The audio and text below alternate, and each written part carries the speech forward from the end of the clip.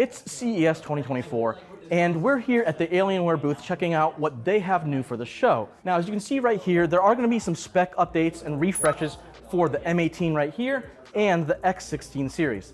But the big focus of the show for Alienware, at least for the laptops, is on the new M16.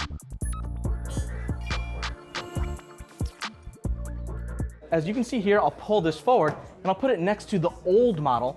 So this is the new M16 R2, and the big difference, at least on the design-wise, is look at that.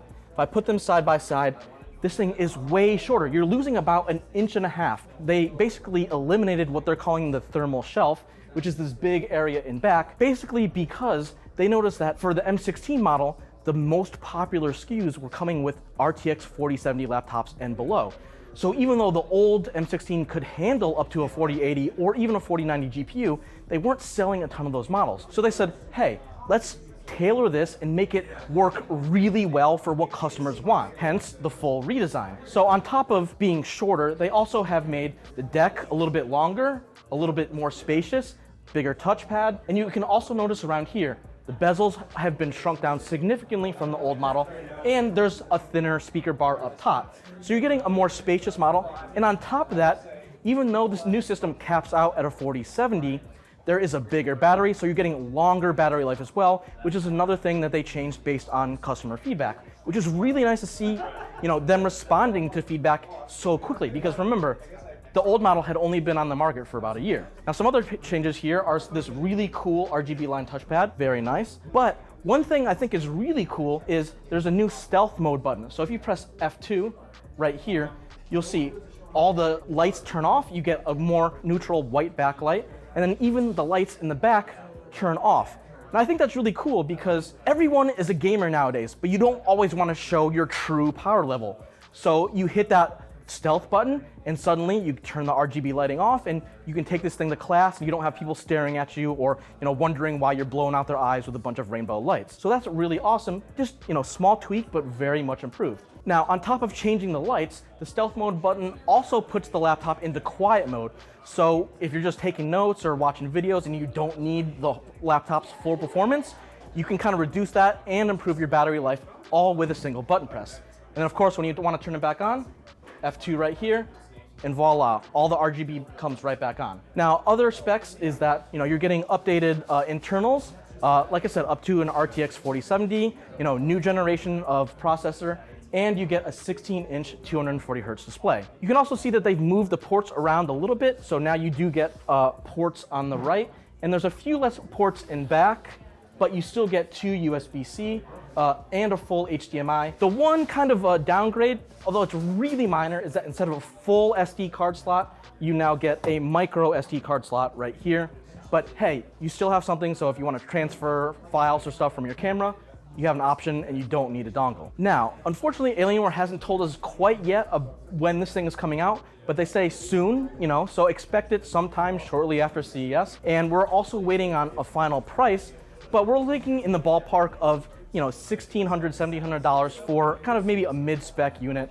They haven't said what it's going to start at quite yet. The big impact is we're already seeing Alienware respond really quickly to consumer feedback with a full redesign of one of their bread and butter PCs, and that's really awesome. Of course, that's not everything Alienware has on display at CES.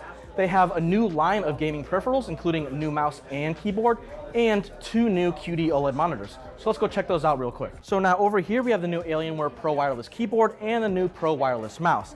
As you can see, they're available in black and white. Now, if you can look over here at the old models from last year, you can see that they're kind of an evolution in terms of design. The big change is that for the wireless keyboard, they're using a 75% keyboard layout, and they switched to new custom designed switches on the inside. Now, they're linear switches, and they're not made by Cherry, but they won't tell us exactly who the supplier is. But they're supposed to be, a 40-gram actuation weight, which is, really nice and comfortable. And it has wireless capability and Bluetooth support, so you have a whole bunch of options for connectivity. And we're looking at about 72 hours of battery life with the lights turned on, but if you turn the lights off, you're looking at way more, close to hundreds and hundreds of hours. Now, as for the mouse, you can see it's got almost a symmetrical design, but because there are only buttons on the left side, it is still designed primarily for righties. But the real big feature is that it supports up to 4 kilohertz wireless connectivity.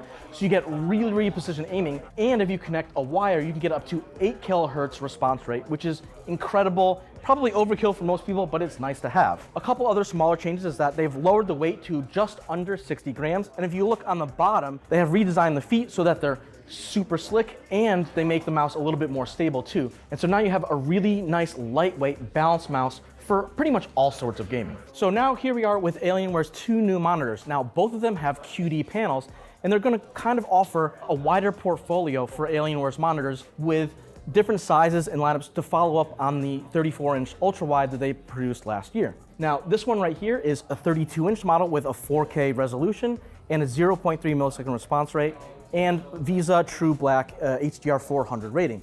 So you're kind of getting a more standard aspect ratio, which is good for kind of like your all-purpose game playing.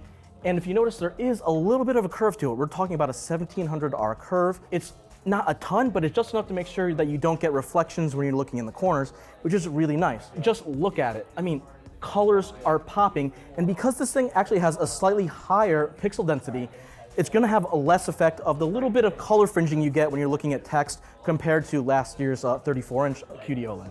And then if you take a look over my shoulder, someone is gaming on the 27-inch model.